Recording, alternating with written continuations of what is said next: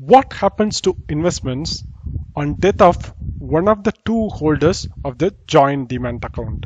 That's our topic for discussion today in the Market Secrets investment series. Before we get started, I'd like to mention that we at Market Secrets had recently launched Algo Traders Program ATP. If you are someone who is interested in learning end-to-end algo trading, then you can consider joining our ATP program. I'll leave the link to it in the description section of this video. And with that note, let's jump into today's session. And let's start with assumptions. So this is a joint demat account and one of the two account holders die. Okay. In case of a joint demat account, nomination actually doesn't matter. So in such cases, what are the documents that we would generally need? Number one, mutual fund transmission form. So you can just Google this and print it, fill it and sign it, and you need to submit it.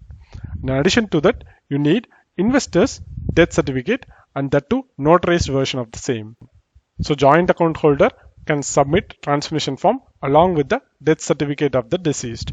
So once this is done, DP will transfer the shares to a brand new survivor's account and it will close the joint demat account.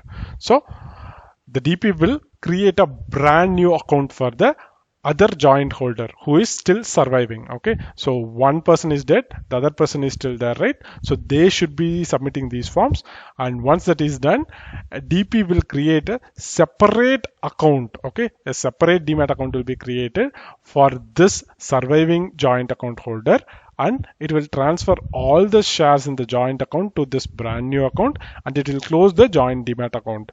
So this brand new account is mandatory. So even if the investor is having a separate demat account already, even that can be used. A brand new account needs to be created because that is the process. And the DP is just transferring the shares to the joint holder. It doesn't mean he will get to own it. The surviving holder, right, he will remain liable to the legal heirs of the deceased. Okay, so that is something that we all should remember. DP is just transferring the responsibility of handing over from themselves to the joint account holder. So this joint account holder is responsible for settling it properly with the legal heirs. So if the legal heirs ask for their share or if they go to the court, the surviving holder will be the one who will be responsible. So this is what happens when one of the two holders of the joint demat account dies. And with that, we have come to end of today's episode. If you have any queries, comments or feedback about this episode, let me know in the comment section. I'll be happy to address it. Also hit the like button if you like this video and share it with your friends if you find it useful. Also subscribe to our YouTube channel and click the bell icon to get notified whenever we upload a new video or conduct a live session. Thanks for watching. Have a great day. Goodbye.